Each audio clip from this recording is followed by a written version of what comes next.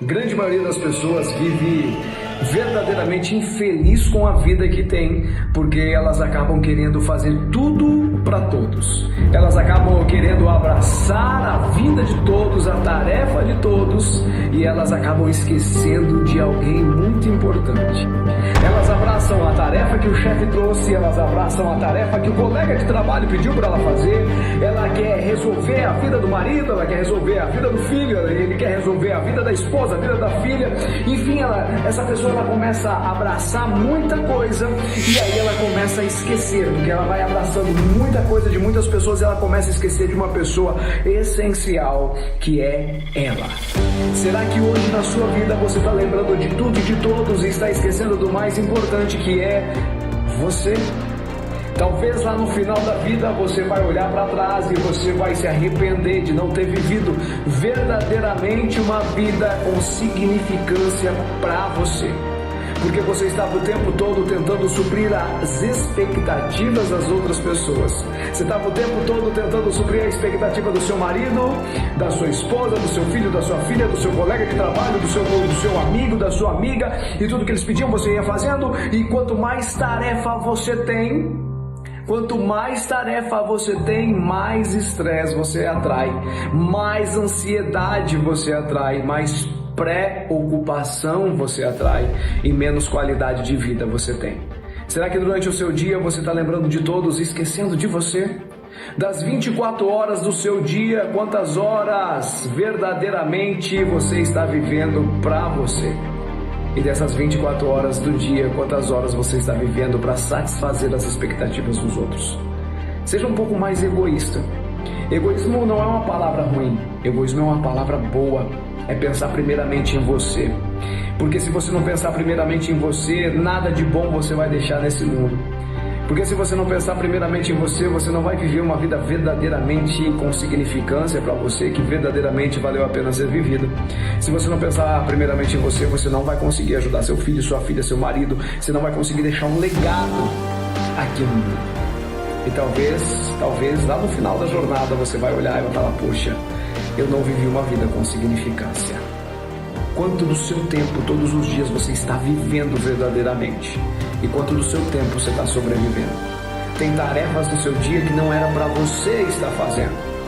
De todas as tarefas que você está abraçando durante o dia, apenas 20% vão te levar à vida que você quer ter. Só que se você não se dedicar a esses 20%, dificilmente você vai chegar lá. Porque você está gastando muita energia com 80% de coisas que não era para você estar fazendo. Começa a pensar mais um pouco e me diz aí, hoje você está vivendo verdadeiramente ou hoje você está sobrevivendo? Escreve para mim aqui nos comentários. Trate a você do modo que você trataria os outros. Quando tem uma pessoa que você gosta muito e essa pessoa comete um erro, você não sabe perdoar? Você não sabe falar com doçura com essa pessoa? Você não usa sua empatia, sua compaixão para entender um pouco mais dessa pessoa? O que foi que levou ela a agir de tal maneira? Veja, use todas essas habilidades que você tem para conversar com você mesmo. O pior tipo de conversa que você pode ter sozinho é ficar constantemente se culpando, sofrendo, com remorso, incapaz de perdoar a você mesmo. Conheça os seus superpoderes. Se cuidar também é reconhecer, ter orgulho a respeito das coisas que você sabe fazer bem feito. Cuidado com aquela humildade patológica, aquela que não permite que você reconheça as suas próprias habilidades, quando você sempre fica recusando elogios. Você fala, não sou nada, não sou ninguém mesmo. Você fica evitando assumir responsabilidade de coisas que você poderia fazer bem feito, porque você fala, mas você quer que eu faça? Tem tanta gente melhor do que eu. Tem um limite saudável entre o que é considerado humildade e aquilo que é considerado arrogância. Você precisa reconhecer quais são os seus talentos, quais são as suas habilidades, pelo menos quais são os seus interesses.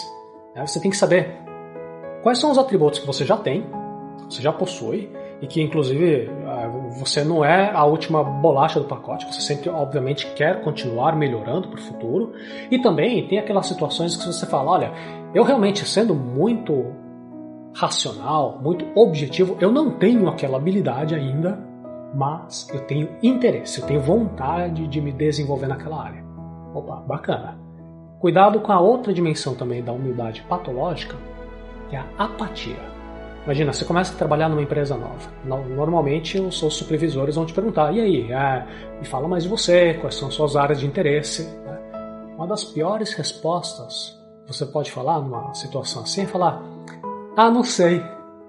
Ou então falar, não, pra mim tanto faz. Dá uma resposta vaga de qualquer coisa para você. Isso é apatia. Isso é falta de brilho nos olhos. Dedica o tempo que for necessário para que você encontre quais são as áreas profissionais que te encantam. Sabe? Descubra aquilo que você tem um verdadeiro interesse, uma coisa que você quer se dedicar para que você se torne um profissional excelente. É isso que está faltando por aí. É o caminho para que você possa desenvolver os seus superpoderes. Pare de rastejar. Tem pessoas que sofrem com um excesso de inferioridade. Aquela pessoa que está andando na rua, vem uma outra pessoa na trombada e é ela que vai e pede desculpas. Aquela pessoa que está trabalhando em equipe, vem algum colega, uma outra pessoa que comete um erro e ela que fica com vergonha. Acho que a culpa foi dela, ela que pede desculpas. Esse é o excesso de inferioridade. Quando você acha que é você que está fazendo as coisas erradas. É quando você se define como uma pessoa desajeitada, uma pessoa inadequada, uma pessoa indesejada. É basicamente como se você achasse que você tem que pedir desculpas por você existir. Tem gente que é assim. Lembra da primeira dica?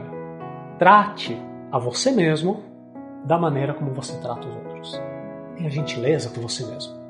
Da mesma maneira que você não vai considerar que as outras pessoas são inferiores a você, você também vai perceber que você não é inferior aos outros. Caso você precise de alguma ajuda em algum momento, peça. Ninguém consegue ler a sua cabeça se você não sabe se comunicar. Se você precisa de alguma opinião, peça.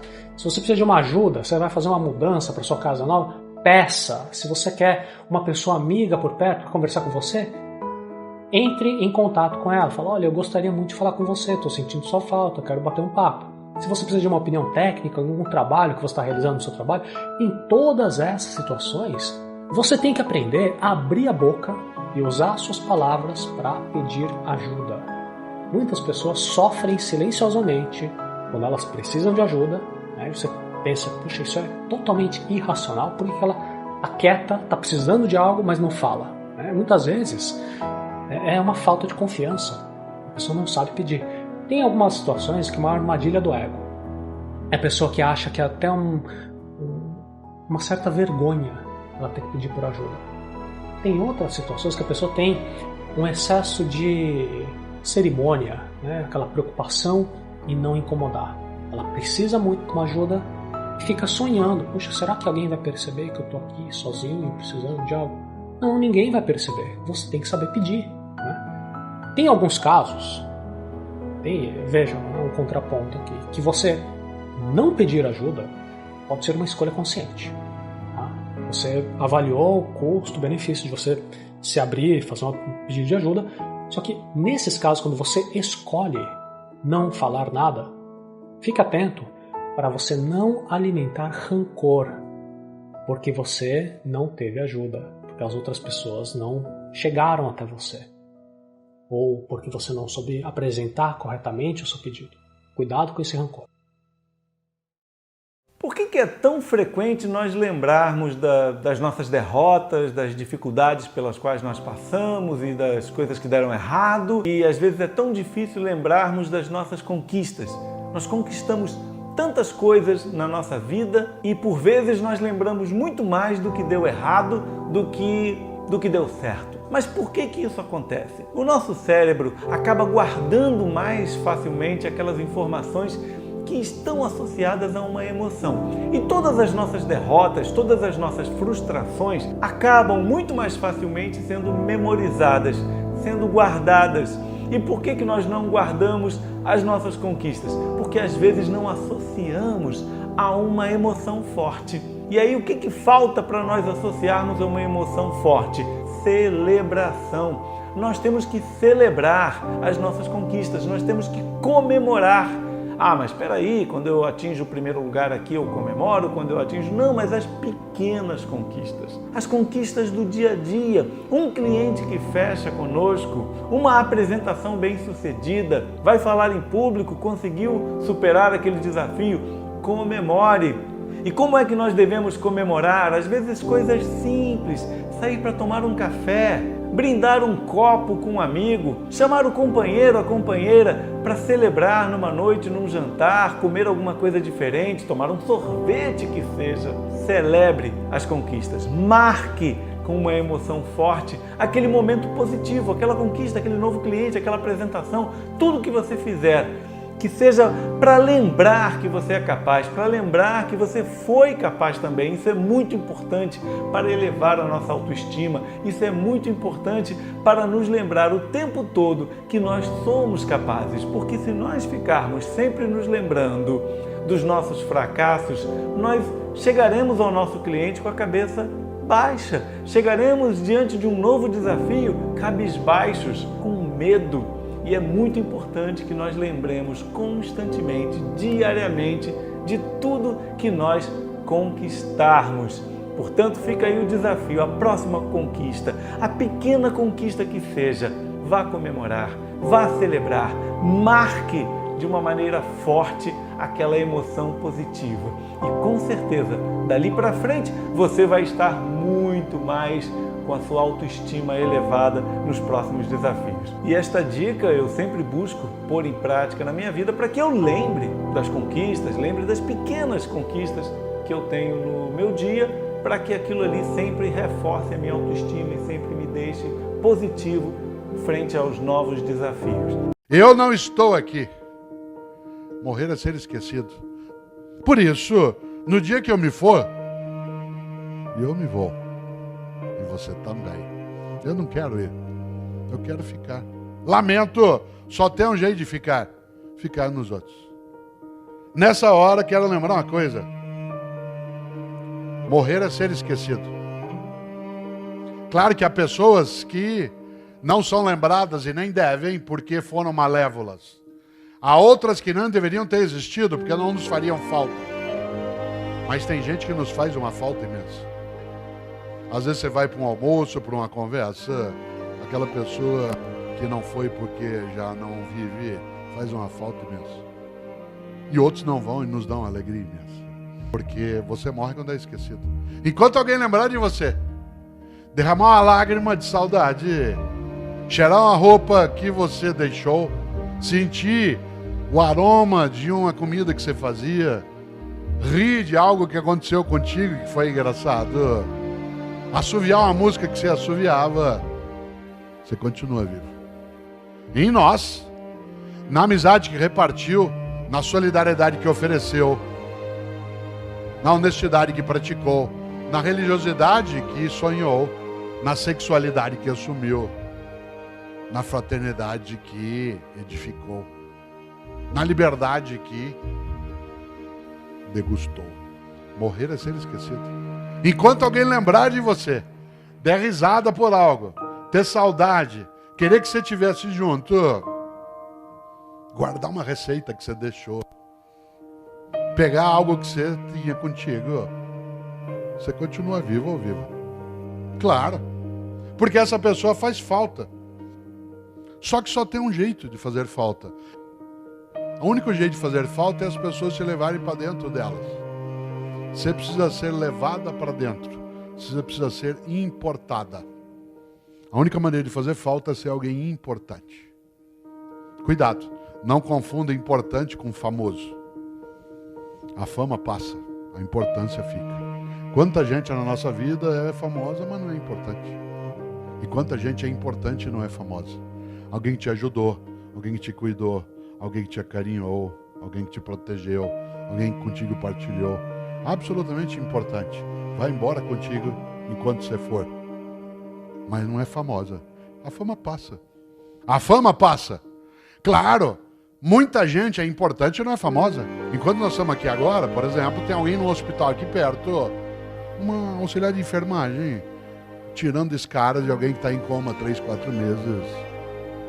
que não é conhecida, mas é absolutamente importante. Aquela pessoa que está sendo cuidada nem sabe que está sendo cuidada. Estão cuidando dos nossos, cuidando das nossas coisas. Claro, são pessoas que são importantes, não são famosas. A fama passa. Claro que tem gente que é importante e famoso. Jesus de Nazaré, Sócrates, Siddhartha Gautama, Irmã Dulce, Madre Teresa de Calcutá. Tanto faz se você é cristão ou não, católico ou não, mas a mulher disse uma frase um dia, ela não é incontroversa, mas ela disse uma frase um dia que é complicada. Disse um dia a Madre Teresa: difícil é amar o próximo, amar quem está longe é fácil. Ficar traumatizado porque alguém foi atingido por um terremoto, um furacão, claro, mas dura amar o próximo, é o que está na tua rua, na tua praça, na tua casa, na tua cidade. Olha que coisa interessante. Quando a gente imagina, eu só consigo ficar se eu for levado para dentro, se eu for importante. Faça por merecer.